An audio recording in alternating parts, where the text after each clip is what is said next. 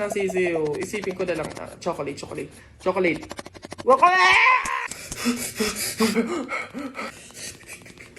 Hey people!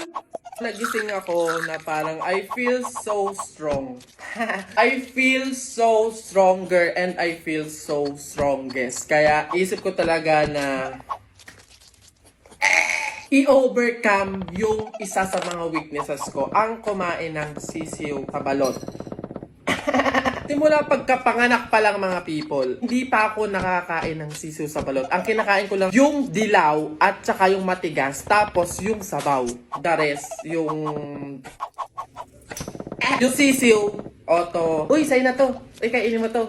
Uy, tapang ko ba to? Feeling ko kaya ko na siya. So, ayan, dalawa yung binili kong balot kasi diba ito. Balls. Dalawa kasi alam niyo na. Boys can relate. Ang gagamitin kong suka, etong ordinaryong suka talaga. Yung literal na suka. Kasi parang hindi nag-cum laude yung nagtitinda ng balot. Kasi yung binigay niya sa aking suka, butas pala yung plastic. Tumapon siya, B. Masabaw siya, B. Makatas siya. Nakikita ko na agad yung balaito. So, ito lang naman yung gusto ko talaga sa part na to, yung sabaw. Oh my God, after ilang years talaga, ngayon na lang ako nakakain ng balot. Kasi hindi naman talaga ako mahilig sa balot. Sobrang na-amiss talaga ako sa mga talagang kayang kumain ng sisiw. Hindi ko kasi ma-imagine talaga. Pinabalatan ko na siya. Sana maliit lang yung sisiw para naman talagang makain. Hindi naman sa maate. Ano papakain nyo kung hindi nakakain ng sisiw? Ganyan siya. Paano to? Kinakain na siya ng buo? Look at that! Nanginginig ako kasi parang nadidiri talaga ako. Ito yung maganda sa balot. Yung parang buo na siya. Pag kinain mo siya ng buo, hindi mo na mapapansin yung sisiw. Yung iba kasi di ba parang gutay-gutay yung loob. Okay.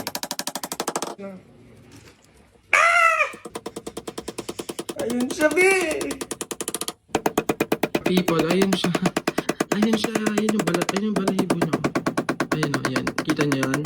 Alam niyo ba, sabi ko, mapapakain lang ako ng mga ganito, yung exotic food, mga bulate, palaka, daga. Mapapakain mo lang ako pag pang TV lang, ganun, yung mga Pinoy Big Brother, ganun lang. Pero kung mga ganun.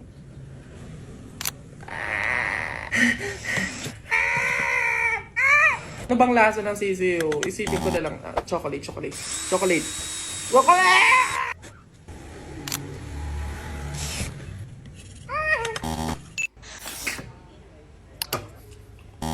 Ba't ang lansa niya? Lasa. Hindi ko kaya yung lasa na ganun, B. Try ulit. Nalalasahan ko talaga siya. Pwedeng i-open ko siyang ganun. No. Oh, ayan siya, B. Ayan. Shocks, no. No, hindi ko kaya. Hindi ko talaga kaya, sorry. Lunes 12 AM, naririnig kita sa banyo na may kausap sa call. Sino yon? Oo na! Nakikipag-usap ako sa iba. Black pants, blue shirt, white shoes. Nakita kita Friday hapon, bandang alas 6. Saan ka galing? Oo na, aamin na ako. Nang babae ako. Huwag mo akong pinaglololo ko, walang papatol sa'yo. Saan ka galing? Ay, grabe siya. Huwag mo akong ine-eme, ha? Gusto mo na walang eme? Eto 100% real value. McDomat 11/11 deals are coming. From November 1 to 15, available dito ang hero offer na may cheeseburger with medium price and drink. Sa chicken deals na may 1-piece chicken with medium price, medium drink, and free hot fudge sundae. Meron ding 2-piece golden curry fillet with small fries, small drink, and free hot fudge sundae. Open the McDonald's app, then go to the deals page. Scroll through the deals and spot your next craving. Ready to order at the McDonald's store via dine-in, take-out, or drive-thru. Click on the deal you want to claim. Click redeem. Almost there! You can now redeem the deal within the 20-minute period. You can have it scanned at the front counter, kiosk, or drive-thru. Then, enjoy your meal!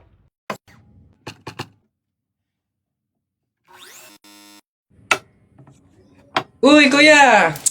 Gandang hapon. Pogi mo ngayon, Di kita nakilala. Grabe talaga, lakas talaga ng dating mo. Kuya, pwede ba kaming lumabas saglit? Kasi magbibideo na kami ng assignment. Super duper, saglit lang talaga. Hindi. Pasok. Baka mapagalitan pa ako. Kuya, Kuya, saglit lang talaga. As in, wala pa nga 5 minutes. Super duper to the over. Saglit lang talaga. As in, hindi kami magtatagal. Good take lahat. Walang take 2. As in, dali na. Saglit lang. Deadline na namin mamaya. O, sige na, sige na, sige na. Bilisan nyo lang, ha. Ah, thank you. The best ka talaga. Game na, game na. Ikaw na mauna. Mauna ka na. Okay, 1, 2, 3. Ang kapal ng mukha mo! Niloko mo ko! Paano mo nagawa sa akin to? Lahat binigay ko sa'yo, ha? Kuya, 20 pesos na fishball, maanghang yung sauce. Dali. Hala, sige, ngayon ka magpaliwana. O, ako naman. O, go. Bakit? Ha? Ako lang ba nagloko? Di ba ikaw din? Nung mga panahon na wala ka. Wala akong malapitan dahil nandun ka sa mga ex mo, di ba? Please scramble yung tiktik tapos pangga, dami mo ng alamang. Ano? Sige, ngayon mo ay sumbat sa akin lahat. Okay na po. Thank you po. Hoy! Pasok! Ito pa. Uy, gagi na kita. Gagi! Takbo! Sige. Nak, mga anak ka na ha. May pamahiin tayo dyan. Oo, Nay. Ano nga ulit yun? Huwag kang magagalit o maiinis kapag nanganganak ka na. Ha? Bakit? Kasi daw maaari magkaroon ng kapansanan yung anak mo. Kaya pigilan mong huwag magalit, huwag mainis. Sige. Pipilitin ko. Ayan na, ma'am. Nakikita ko na yung ulo. Konti na lang, ma'am. Iri pa na. Konti, ma'am. Ayan na. Ayan na. Ay, naputol ko yung ulo ng bata. Ay, ano? Ay, anak, pamahiin. Pilitin mo huwag magalit. Dali. Okay. Chill. Pamahiin. Sige, nurse, kabit mo na lang mamaya. Patay ako. Oh, bakit? Bagsak ako sa lahat ng exam. As in, lahat ng subject ka, bagsak ako. Paano nangyari yun? Ginawa mo ba yung sinabi kong pamahiin sa'yo na kapag may exam, maglagay ka ng libro sa ilalim ng unan bago matulog? Yun nga ginawa ko naman yung sinabi mong pamahiin Kaso, ewan ko ba't hindi gumana? O, yun naman pala nakalimutan mo pa rin yung review mo? Ha? Ay, kailangan ba mag-review? Ay, naku naman. Naglalagay ng libro sa ilalim ng unan bago matulog kapag may exam para hindi makalimutan yung ni-review. Kaya pala hindi gumana. Akala ko maglalagay ng libro sa ilalim ng unan bago matulog para para magkasagot yung exam. Yung pala kailangan mag-review. Ay, Bona ka! Colin. Yes, Jake, ano yan? Happy Valentine's Day. May sasabihin sana ako sa'yo go lang, ano ba yan? Huwag ka sanang magagalit pero crush kasi kita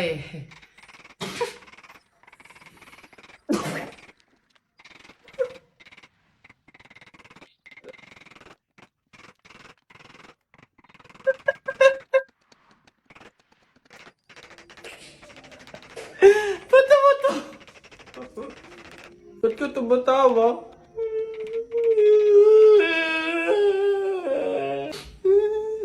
Babe! Ano yun? Ito na ang sasabihin ko na. Babe. Ano ba kasi yun? Buntis ako.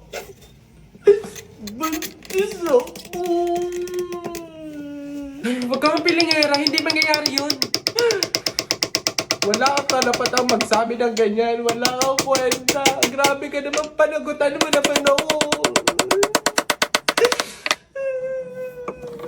Babe, tigilan mo nga ako. Baka nakalimutan mo, bakla ka. Lalaki ka, babe. May lawit. May lawit. Roxanne. Happy Valentine's Day. Ito na talaga yung time para laksang ko liligawan na talaga kita. Meron nga pala akong gift sa'yo na stock toys. Yung favorite mong Doraemon. Tapos may letter nga pala ako sa'yo. Para gustuhan mo. Wow, grabe naman si Butcho ko. Napaka-sweet naman. Thank you. Happy Valentine's Day. Sweet mo talaga? Colin, may nagpapabigay daw nito. Sino nagpapabigay? Ayun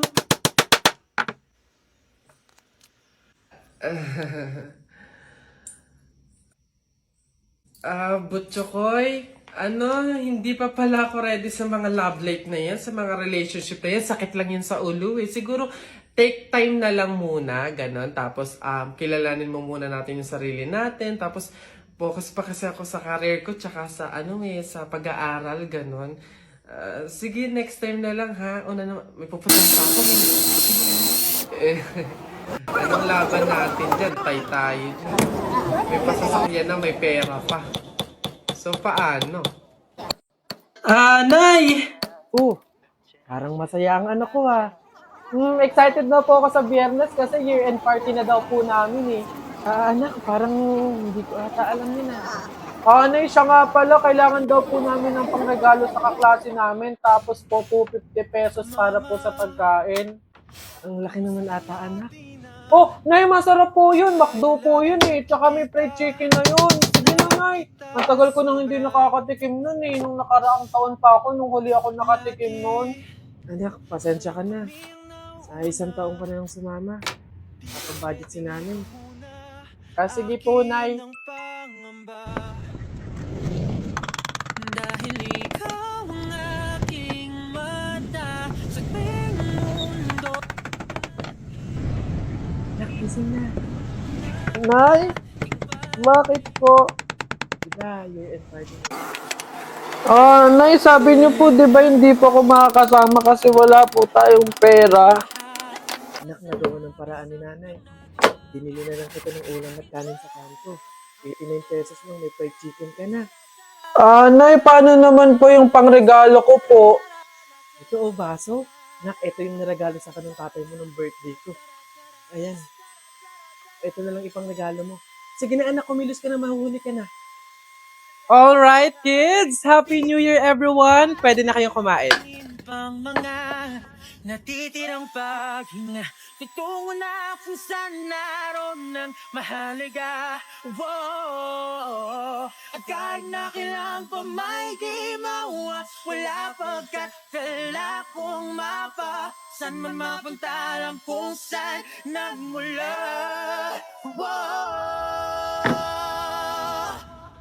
Huwag nag-alala, ikit ang iyong matatanan.